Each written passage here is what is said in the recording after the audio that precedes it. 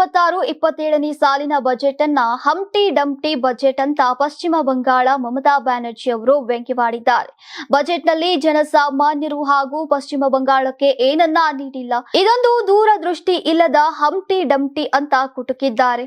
ಇದು ದಿಕ್ಕು ದೆಸೆ ಇಲ್ಲದ ಜನ ವಿರೋಧಿ ಬಜೆಟ್ ಆಗಿದೆ.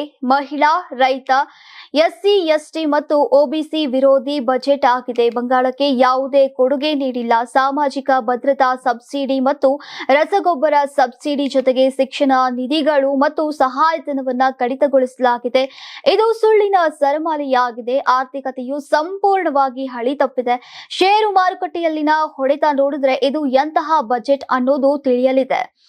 ಸೆನ್ಸೆಕ್ಸ್ 1100 ಅಂಕಿಗಳಿಗಿಂತ ಕಡಿಮೆಯಾಗಿದೆ. ನಿಫ್ಟಿ ಕೂಡ 25,000ಕ್ಕಿಂತ ಕಡಿಮೆಯಾಗಿದೆ. ಬಜೆಟ್ ಪರಿಣಾಮವನ್ನ ಸ್ಪಷ್ಟವಾಗಿ ನೋಡಬಹುದು.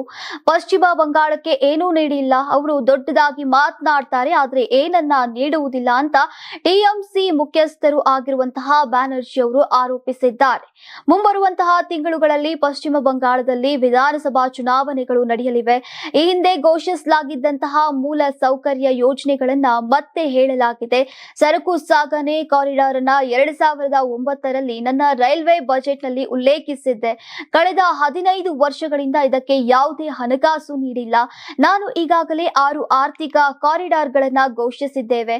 ಅವರು 3 ಕಾರಿಡಾರ್ಗಳ ಬಗ್ಗೆ ಹೇಳಿದ್ದು ಸುಳ್ಳು ಅಂತ ಮಮತಾ ಬ್ಯಾನರ್ಜಿ ಅವರು ವಾಗ್ದಾಳಿಯನ್ನ ನಡೆಸಿದ್ದಾರೆ. ಅಂತಾರಾಷ್ಟ್ರೀಯ ವಾಣಿಜ್ಯ ಮೇಳ 2026 ಫೆಬ್ರವರಿ 6, 7, 8ರಂದು ಬೆಂಗಳೂರಿನ ಅರಮನೆ ಮೈದಾನದ ತ್ರಿಪುರವಾಸಿನಿಯಲ್ಲಿ ಆಯೋಜಿಸುತ್ತಿದೆ. ಇದು ಕರ್ನಾಟಕ ಕೃಷಿ ಇಲಾಖೆ ಪ್ರಕಟಣೆ.